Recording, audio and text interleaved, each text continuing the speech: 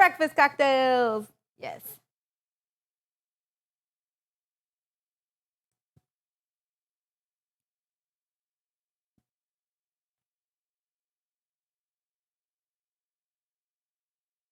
Where do you have that thing? Oh, you have it over the stuffing.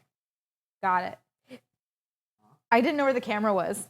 I'm like looking around. Where's the camera? I am great at this. A michelada is good in the morning. What is that? That includes I know Mick Ultra. It's got Mick in it, but like, you like the food stream? Thanks. Coffee and a Michelob. We're literally making things as we go. Nothing is prepped like you do. I'm not one of those people that's like, this goes in the oven. Oh, look, I have a pre-made one here so we can continue cooking it. I'm not that person.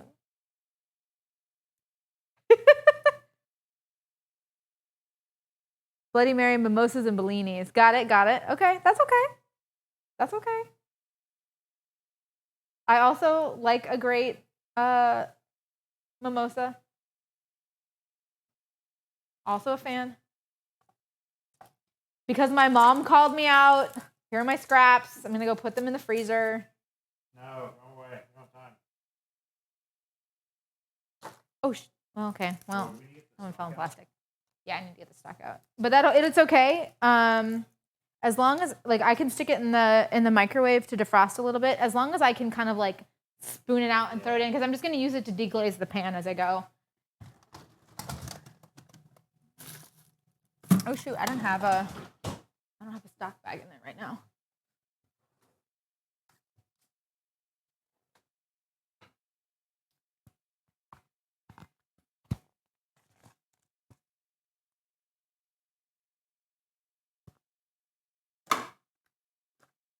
Do you want me to pick some more time, hon? How are you? Yeah, I need to be more than that. Here you go. Okay, I think what I'm gonna do is start working on getting the compound butter on the turkey. Okay, so we'll prep the outside of the turkey and get it as ready as I possibly can so that I can just stuff it and then we can go, because it's going to take like 40 minutes to cook the stuffing because there's so much of it. And maybe we can do like 2 pans or something like that on the cooktop so that we can kind of move it along a little bit instead of just cooking one. But I'll work on that real quick. You have to be in the right mood for a Bloody Mary. I agree with that. I think I agree with that. Sometimes, like, because like Bloody Marys can get pretty thick, and like sometimes. It's never the last drink of the day. No, it is never the last drink of the day. It is only like, it is only the first drink. Like it's not. That's not something I would order with like lunch or whatever. Like it's definitely like a first After drink. Dessert? Yeah, no, after dessert. No, that's not a thing. That is not a thing at all. Imagine. Oh, that sounds so gross. On an empty stomach, though? Yeah, Bloody Mary on an empty stomach, that's right there. Yep, that's it. That's the play.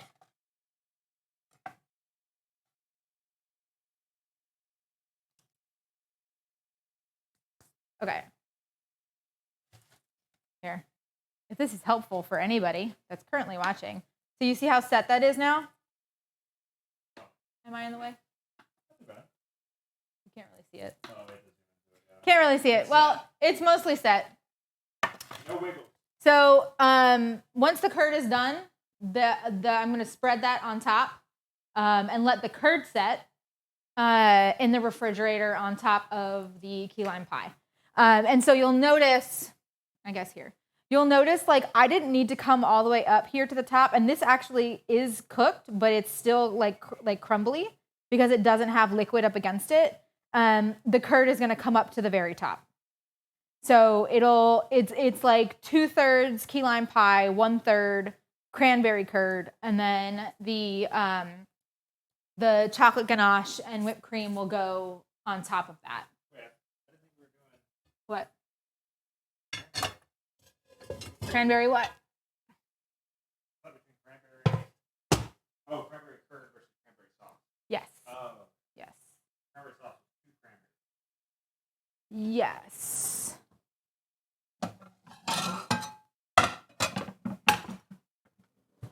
Which I need to be cooking this now.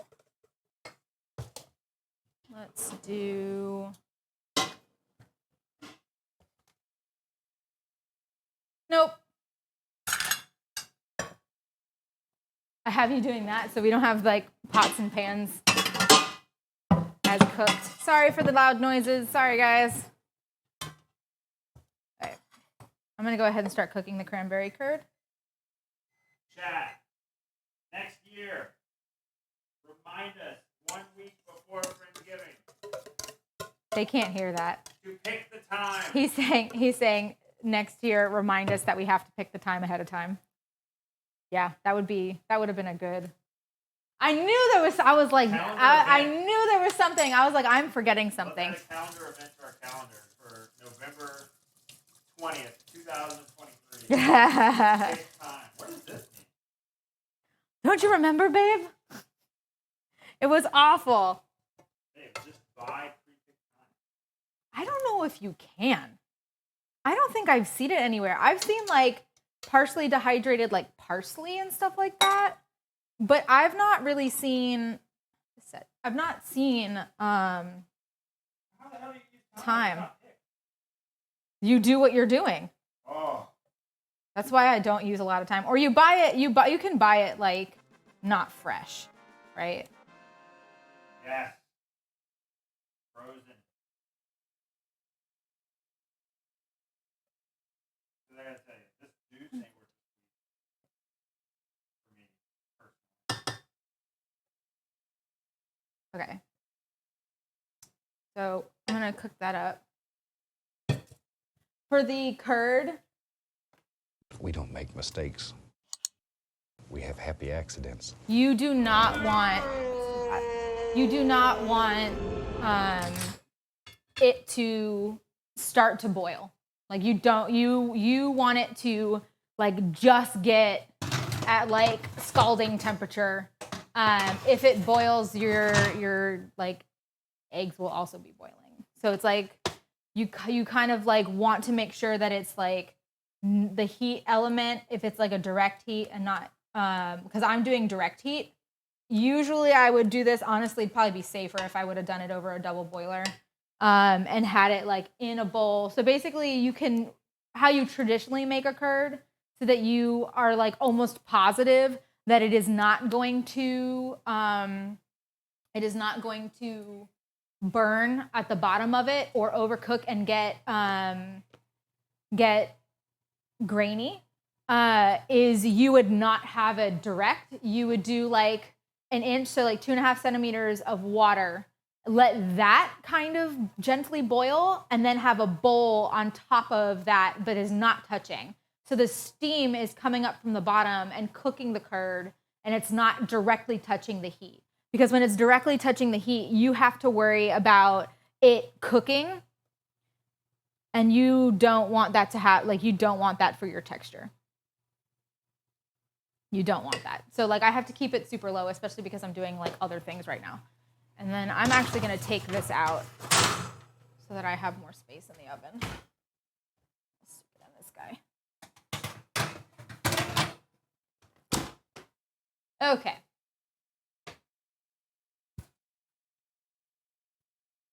How are you doing with the time? Well, that looks good. Keep going though. That looks better. My computer keeps. Would I say cereal is a soup? Nah. No, I wouldn't.